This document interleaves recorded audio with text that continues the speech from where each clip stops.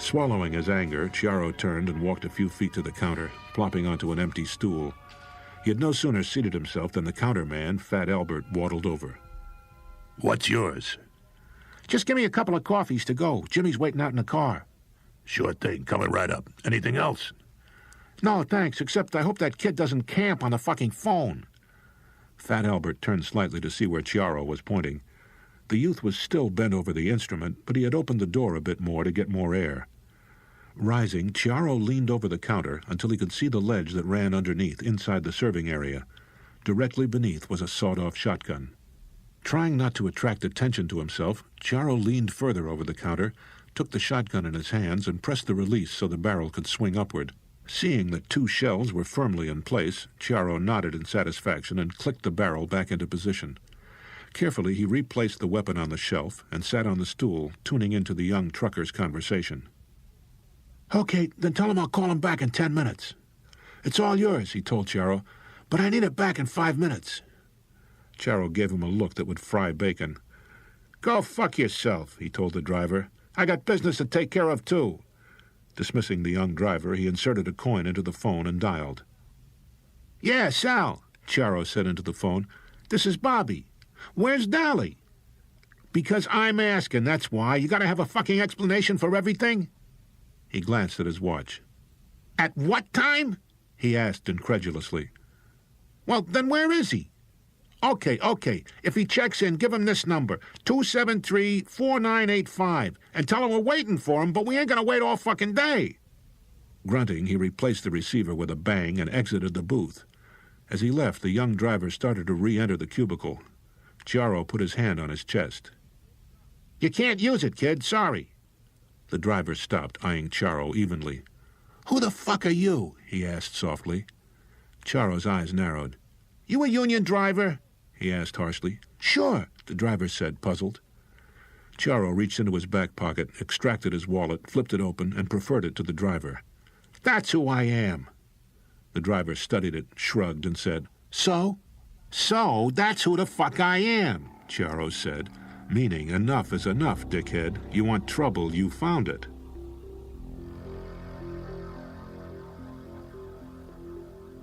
"1942. Hoffa sat stiffly in his leather-covered chair, his back ramrod straight.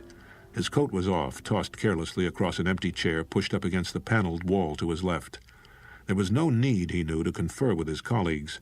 They were mainly for show, to help balance the numerical odds against the management team that occupied the other end of the 20-foot-long conference table. To Hoffa's right, a tall, uniformed policeman stood guarding the door that led to the hallway.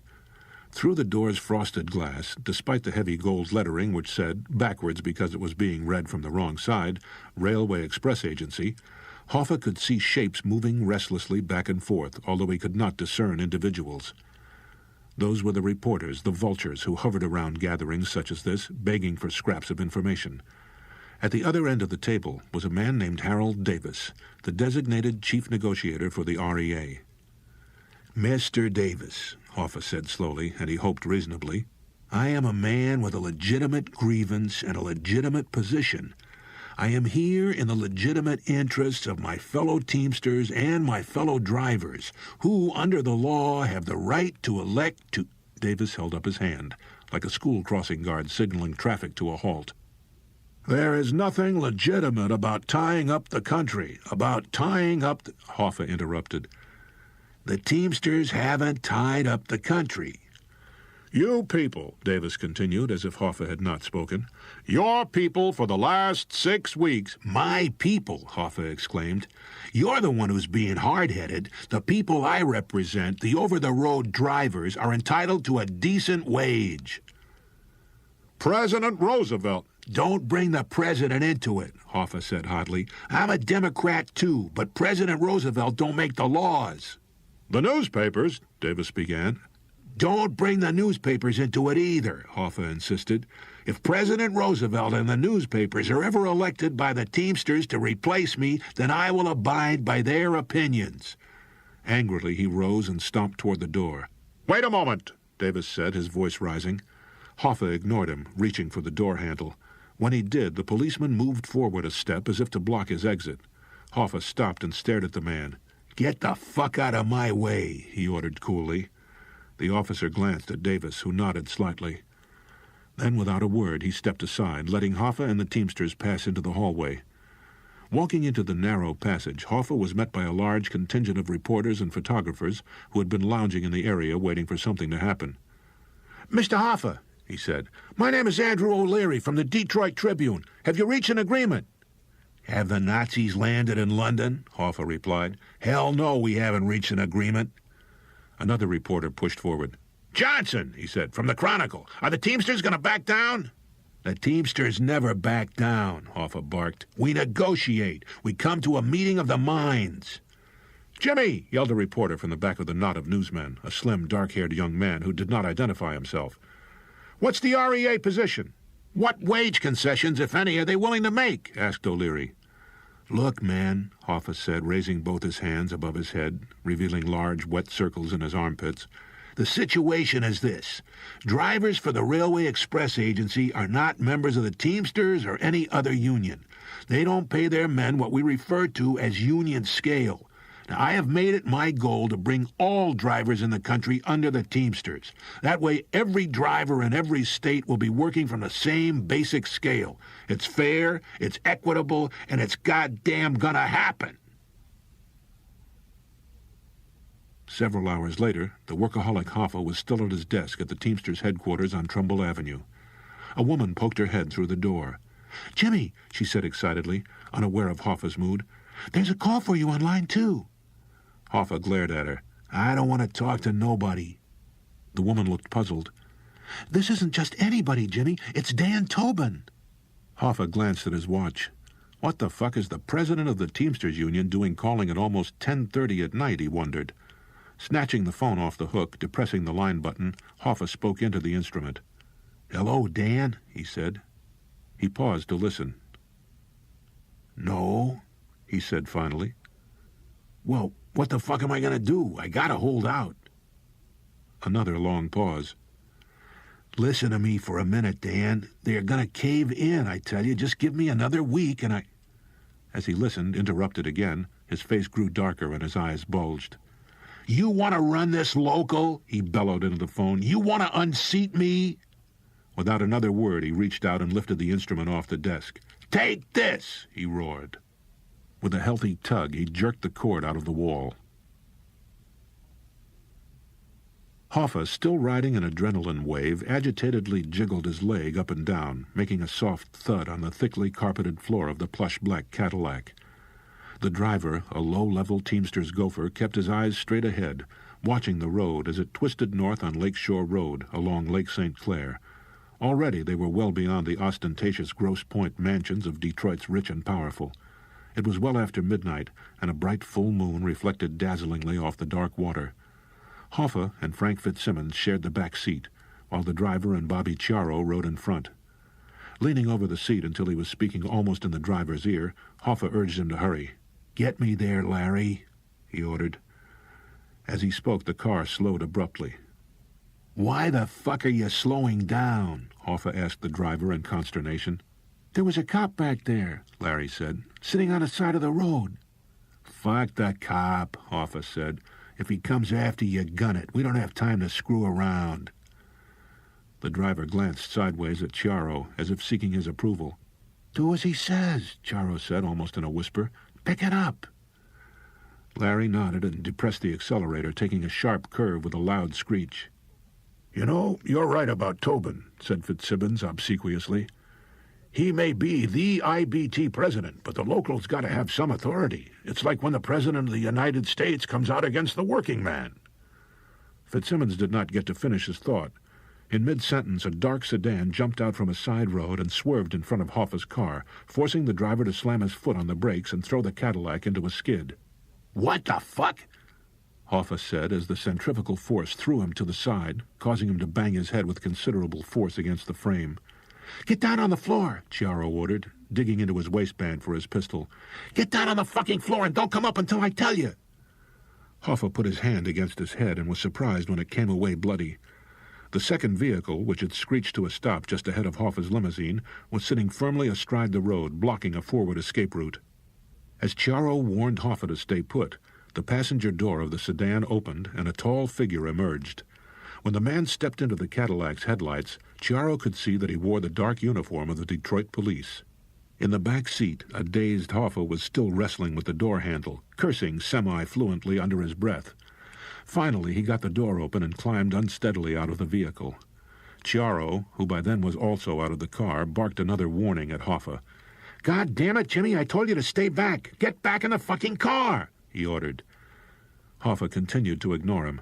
Staggering forward, weaving like a drunk, Hoffa went to meet the man who had stopped several feet away. Careful to remain in the glare of the lights so all his movements could be easily detected. "You cocksucker," Hoffa said, wincing in pain. "What the hell do you think you're doing?" The man did not reply. Instead, he extended a hand and offered Hoffa a clean, pressed white handkerchief. Staring at the man suspiciously, Hoffa accepted the cloth and put it to his head, grimacing as he touched it to the wound. Hoffa looked closely at the man. Over his breast pocket was a tag with the name Blaisdell stenciled on it. "I know you," Hoffa said slowly, recognition dawning. "You're the cop from the REA meeting." "That's right." "What the fuck are you doing?" Hoffa asked Blaisdell. "You want money? A piece of the action?" "No," Blaisdell said, shaking his head. "I don't want any fucking money. I want to give you something, not take something from you." Hoffa studied the man carefully.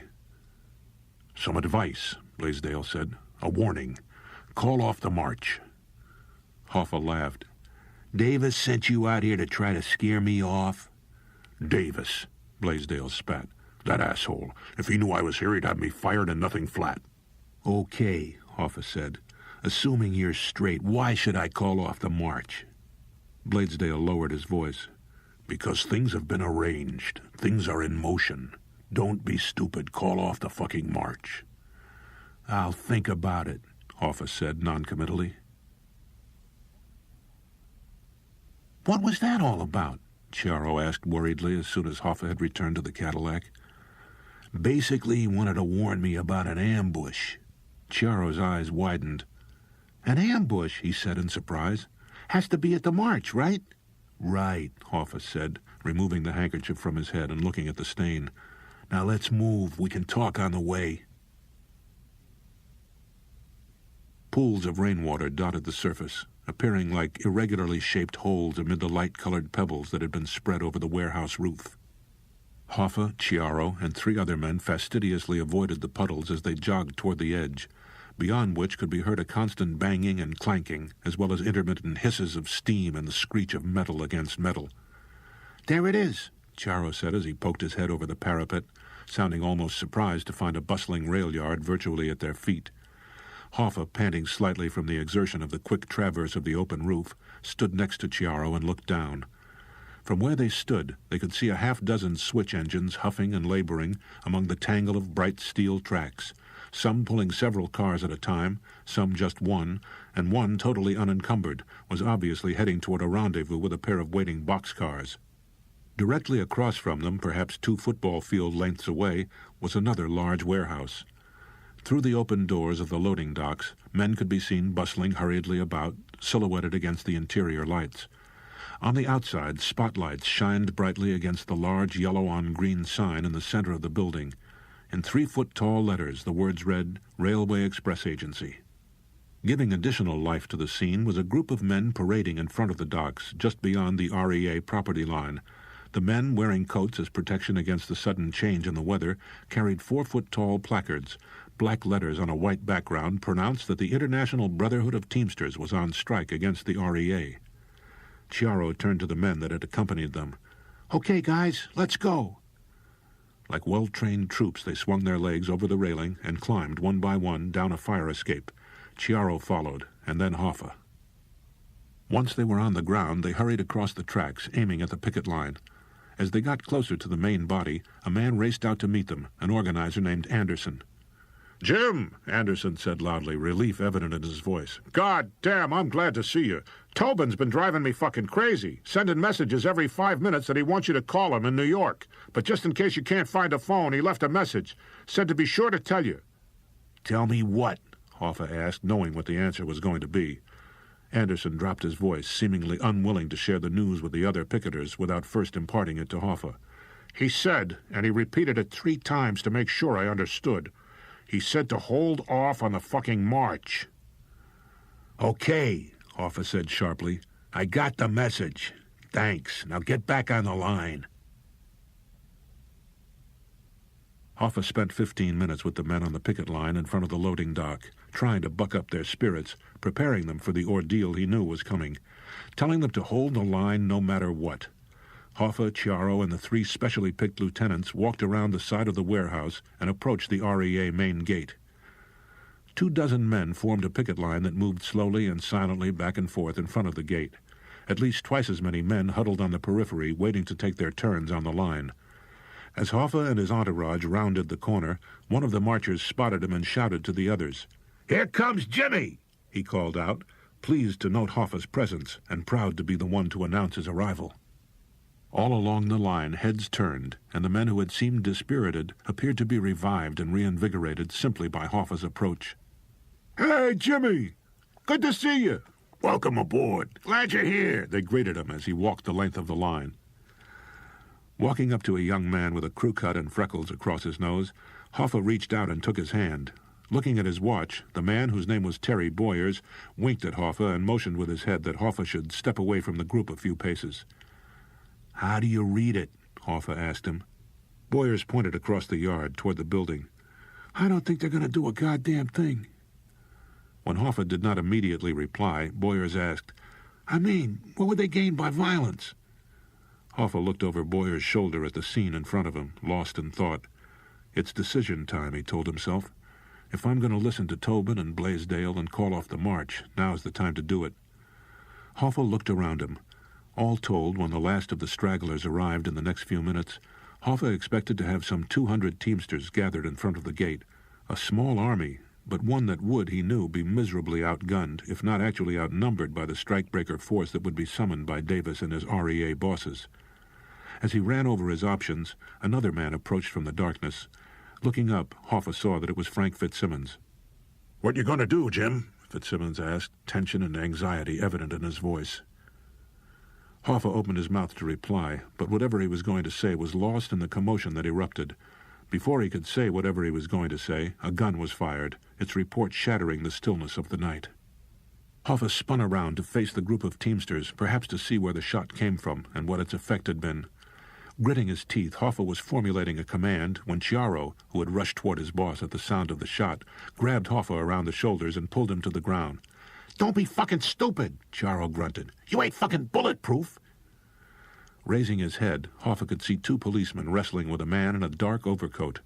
It was an uneven and quickly decided skirmish. Together they dragged the attacker away to meet a fate that Hoffa was certain would not be pleasant.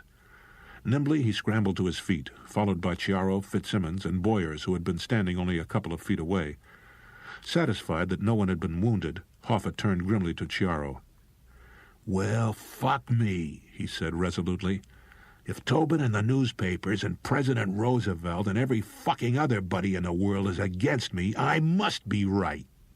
Without giving Chiaro the opportunity to reply, Hoffa walked briskly to a nearby truck and jumped on the bumper so the gathered men could see him clearly. Hey, he yelled. You Teamsters! We are gonna march on REA headquarters, he said slowly and deliberately, anxious that there would be no misinterpretation of his orders. We are going to demand that they recognize the Teamsters. Having pronounced his intention, Hoffa leaped down and strode briskly off in the direction of the gate. As if pulled out of shock, the picketers began moving forward in response to Hoffa's orders. 10 yards from the gate, Hoffa stopped and surveyed the situation. Now that his decision had been made, he knew exactly what he was going to do. All anxiety had left him. One teamster just to Hoffa's left raised an axe handle he had concealed beneath his coat. Boyers, who was standing at Hoffa's right shoulder, turned to Hoffa and said, The right to organize, eh, Jimmy? Hoffa, the camel dangling from his lips, looked steadily at Boyers. Fuck the right to organize, he said coldly. Those cocksuckers shot at me. With a subdued roar, the group of teamsters surged forward. You motherfuckers! Hoffa screamed at a group of REA men who had begun pouring out of the warehouse to meet the oncoming teamsters. The REA men, some of whom had also produced axe handles, baseball bats, and lengths of lumber, were screaming too, moving forward at a trot, anxious to join battle. Turning, Hoffa urged his men on. Motioning to Chiaro, he signaled for him to follow. "Where's Fitzsimmons?" he asked Chiaro. Chiaro shrugged.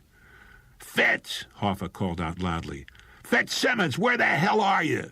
He scanned the line, then turned to Chiaro. "Keep 'em moving." As Hoffa spoke, a line of trucks began approaching from the other direction, out of Hoffa's view. When he heard the trucks, Hoffa swiveled. As he did, the first vehicle made a tight turn and appeared at first to be retreating. Instead, the driver was simply pointing the back of the vehicle at the line of advancing teamsters. As soon as the driver braked to a halt, someone inside threw back the canvas flap, and Hoffa could see that the vehicle was packed with men. As he watched, someone else lowered the tailgate, and the men inside leaped to the ground and surged forward. They were armed with pistols, rifles, and tear gas guns. Chiaro, who had been pounding an REA man with a baseball bat he had wrenched from the man's grasp, looked up to see what was happening. As he did, a volley of gunfire erupted, and teamsters began dropping all around him. Inside the warehouse, Harold Davis stood at a window, solemnly observing the unequal battle that was taking place in front of him. "That ought to teach that arrogant little fucker," Davis mumbled to himself. "Let's see what he has to tell the reporters now about his successful negotiations." 3 days later, there was a memorial service at the Teamsters' headquarters on Trumbull Avenue. The yellow brick building in the shadow of downtown was jammed with Teamsters and Teamster sympathizers, there to mourn their dead and wounded. The back of the room was filled with wreaths and potted plants. A set of bleachers had been jury-rigged against the wall so all the flowers could be readily seen by the audience. At the forefront of the floral display, in a place of unchallenged prominence, was one huge wreath of bright red roses. It bore a tag reading, "Daniel J. Tobin and the International express their deepest sympathy to all the families and friends of their brother Teamsters, fallen in defense of the Union and the principles of brotherhood." Between the floral display and the audience was an open space which was occupied by 11 caskets, each of which was also covered with flowers. Immediately in front of the caskets were several rows of folding chairs, which were reserved for the families of the dead. In chairs reserved for them next to the families of the dead sat Hoffa, his wife Jo, and their 2 young children, Barbara Ann, still a preschooler, and James, barely old enough to walk. Hoffa turned to his wife. "I'll be right back," Hoffa said gently. "I gotta go talk to somebody." In the background, the ceremonies had begun. "Dally's outside," Charo said quietly. "He wants to see you." Hoffa was surprised. He had not seen Dally D'Alessandro since that night during the Kroger strike, the night he made his deal with Scialla. "What's he want?" "I don't know," Charo said. "He just showed up." It was a beautiful night in Detroit. It took Chiaro and Hoffa only 2 minutes to find D'Alessandro, who was leaning against a shiny new Packard on the edge of the parking lot, talking to 2 of his men. When Chiaro and Hoffa approached, D'Alessandro flipped away the Lucky Strike he had been smoking and moved forward to greet Hoffa. "We sent flowers," he said, taking Hoffa's hand and elbow. "I saw them," Hoffa said, gripping D'Alessandro's hand warmly. "Thanks for coming." "This makes me sad," D'Alessandro said in his well-modulated, unaccented voice. "Nothing is ever settled by violence." "Yeah," Hoffa agreed. "I've heard that." 1956. Sitting alone in the station wagon, staring at the enveloping forest and the bright blue water of Lake Orion, listening to the profound northwood silence, Bobby Chiaro had never felt more out of his element. He looked at his watch and sighed. Shading his eyes with his hand, Chiaro scanned the skies, searching for the telltale spot in the distance. All he saw, in every direction, was empty blue, a blue so brilliant that if he had not witnessed it for himself, he would never have believed it existed. In the city, he thought, nobody ever looks at the sky. He listened, really listened, straining his ears for the sound of the seaplane engine, the indication that the others were on the way. When D'Alessandro had sent word to Jimmy a week ago that they needed to talk, that there was an item of extreme importance that he wanted to discuss, the question had not been whether, but where.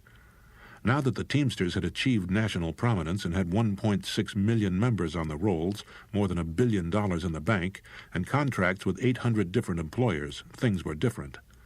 Since he had nothing else to do, no distractions to occupy his mind, Chiaro struggled to put things in proper sequence. Counting on his fingers, he reckoned it had been almost exactly 4 years ago that Hoffa had been elected a vice president of the International, an office that put him right up there with Dan Tobin and Dave Beck, that stupid, greedy son of a bitch from the West Coast. Soon after that, Tobin retired and Beck took over. Then, Beck named Hoffa to head the powerful Central Conference of Teamsters, which put him in line for Beck's job, the coveted presidency, when Beck decided to retire or when he went to jail, whichever came first. Because of that, Hoffa had to be careful about who he met and where he met them. It wasn't any secret that D'Alessandro was connected, and no question D'Alessandro had helped him back in the early days, back when they were fighting Kroger and a victory meant a lot. Jesus, Chiaro thought, looking at his watch for the 20th time, where the fuck are they? Fishing a pack of Pall Malls from the left breast pocket, Chiaro shook one out, jammed it in his mouth, and reached for his lighter. Chiaro was mildly surprised to see not the one plane he expected, but two lining up for a landing on the lake. As he watched, one of the planes landed and glided gracefully to a stop. The door opened and Hoffa leaped out, clad in a dark blue business suit he bought off the rack at Frank and Sater's, and black loafers from Tom McCann's. Emerging behind him were Frank Fitzsimmons and Pete Connolly, who also wore suits, except theirs came from Brooks Brothers instead of the department store where Hoffa once worked as a stock boy, and their shoes were from Fitzgerald's, an expensive men's store off Woodward. As the second plane was cruising up to the shore, Chiaro pulled Hoffa aside. "Got news for you, boss," he said softly, almost in a whisper. "Yeah," Hoffa replied, raising his eyebrows. "Okay, then send him some Crown Royal, and include a little card that says, 'A good business deal benefits all.'" As they were talking, D'Alessandro approached. The five of them were stretched out in a loose file in a clearing with knee-high grass, surrounded by trees brilliant with oranges and reds. All except Chiaro were now dressed in customary hunting clothes, khaki trousers, plaid wool shirts, heavy jackets, and silly billed caps. "Why did you want to talk?" Hoffa casually asked D'Alessandro. "Oh, that?" D'Alessandro grinned. "Let's talk about your pension fund." "Pension fund?" Hoffa said, surprised. "The fund you're going to build with assessments from your members. What are you going to whack your guys?" "Shit, I don't know," Hoffa replied. "Maybe each guy $100 a year." "Okay," D'Alessandro said patiently. "However much you're going to assess them, you are now the bank, right?" Hoffa nodded. "I'm with you." 1957. Hoffa was enjoying himself in spite of the venue. Standing at the doorway to the richly paneled Senate hearing room, Hoffa had the guard's undivided attention. The uniformed guard who had been hanging on Hoffa's every word burst into laughter. Alfred Blanchard, Hoffa's chief lawyer, who had already heard the story a dozen times, leaned over and whispered to him. "Let's go sit down, Jimmy," he said, nodding toward the polished oak table near the front of the room. There were several other men, all lawyers, already sitting at the table, seemingly dwarfed by the stacks of law books that were piled in front of them. "I want to go over some of your testimony with you." Hoffa waved him off. "Just a minute," he said, turning back to the guard. "That's okay, Jimmy," the guard said, still smiling. A gavel rapped loudly, and a deep male voice, like what Chiaro imagined the voice of God would sound like, interrupted. "Come to order," the voice ordered. "The room will now come to order. This is the Senate Select Committee on Improper Activities in the Labor or Management Field, meeting in general session on the 20th day of August, 1957, the voice intoned. "The meeting will now come to order." Hoffa stood where he was, seemingly reluctant to take his seat and formally join battle. In reality, he was simply putting his game face on, adjusting his thoughts and focusing his energy on the ordeal that was about to begin. "Mr. Hoffa," the voice intoned. "Mr. Hoffa, will you please take your seat so these proceedings may begin?" Some months before, the Democrats had regained control of the Senate and, eager to show the party's dedication to reform, had created a bipartisan group to probe alleged racketeering in the labor movement. Commonly called the McClellan Committee after its chairman, John McClellan of Arkansas, the group began its series of investigations late in 1956 by looking at several unions, including the plumbers, the steamfitters, retail clerks, and operating engineers.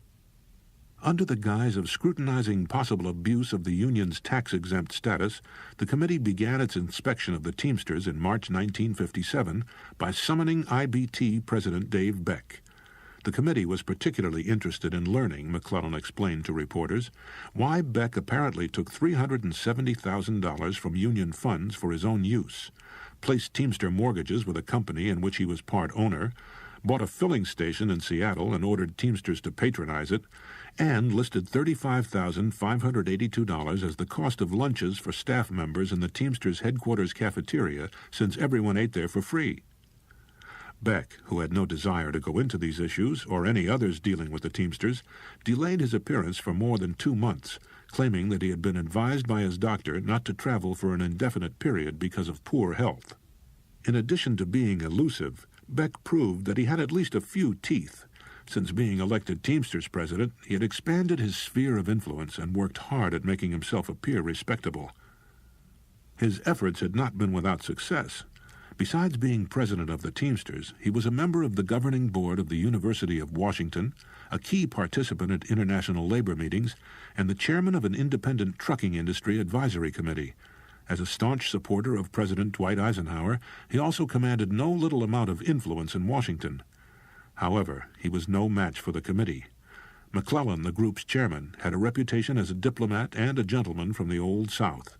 While he tended to treat witnesses with courtesy and deference, the same did not apply to the group's chief inquisitor, a brash young man fresh out of law school at the University of Virginia.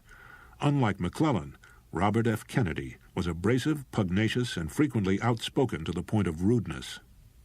When Beck finally answered the summons in the spring, he fell apart under Kennedy's relentless interrogation about his apparent use of union funds to pay for such items as a wardrobe full of expensive undershirts, 2 boats, a 20-foot freezer, outboard motors, and remodeling of his Seattle home. When it became apparent that he was doomed, Beck, in disgrace, announced that he would not be seeking re-election as Teamsters president. That left the door open for Hoffa, who, unlike Beck, was extremely popular with Teamsters around the country. With Beck out of the way, Hoffa became Robert Kennedy's major target.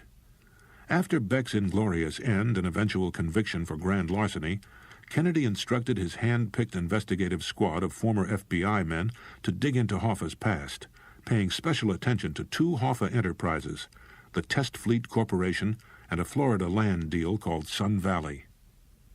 On August 19, the night before he was scheduled to testify, Hoffa and Chiaro met with Blanchard to discuss strategy.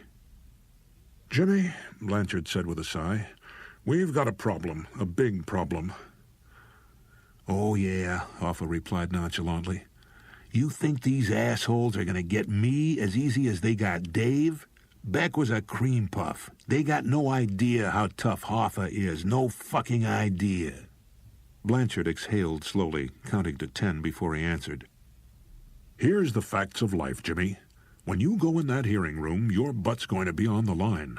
The way I see it, you have 3 choices about answering Kennedy's questions. 1, you can take the Fifth Amendment. 2, you can tell the complete, unvarnished, unexpurgated truth. Or 3, you can try matching wits with Kennedy and the others." "Fuck the first 2, Hoffa said. "They ain't my style." "Then you're going to try to outsmart them?" "Fucking A. I'm as smart as Kennedy, even if I never went to Harvard or to law school.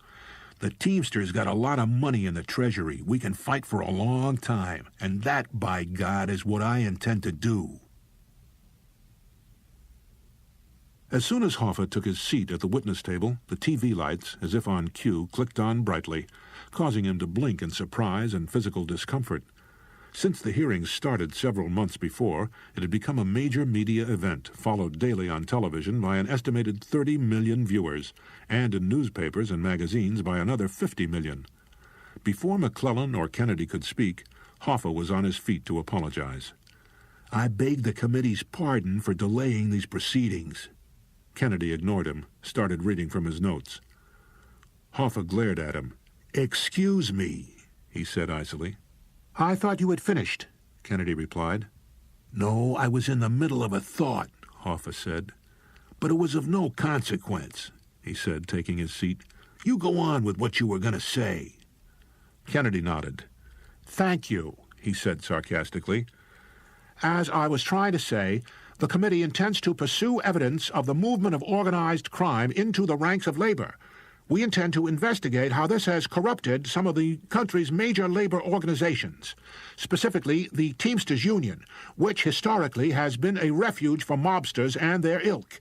Before we are done, we propose to prove, to make it fact, Mr. Blanchard, he said, nodding at Hoffa's scarlet-faced attorney, that the Teamsters under Dave Beck and James R. Hoffa have been a breeding ground for depravity, dishonesty, and disingenuousness.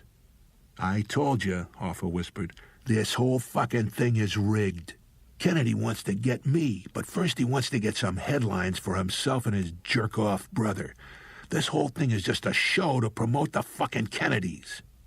Blanchard, ignoring Hoffa's comments, whispered back, I'm going to ask for a 15-minute recess.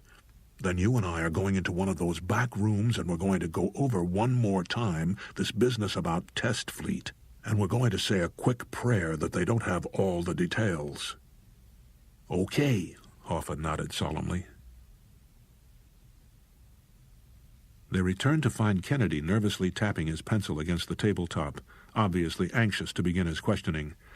As soon as Hoffa was seated and the TV cameras were in place, Kennedy leaned forward. Without preamble, he began firing questions at the labor leader. The news media had a field day. The next morning, on front pages across the country, readers learned of the latest twist to events in the Senate hearing room. Washington, UPI. The McClellan Committee hearing to investigate possible mob influence within the Teamsters Union opened in blatant disharmony on Tuesday, with participants hurling physical threats at one another over allegations made by the committee counsel Robert F. Kennedy regarding alleged kickbacks to Union Vice President James R. Hoffa, his wife, and associates.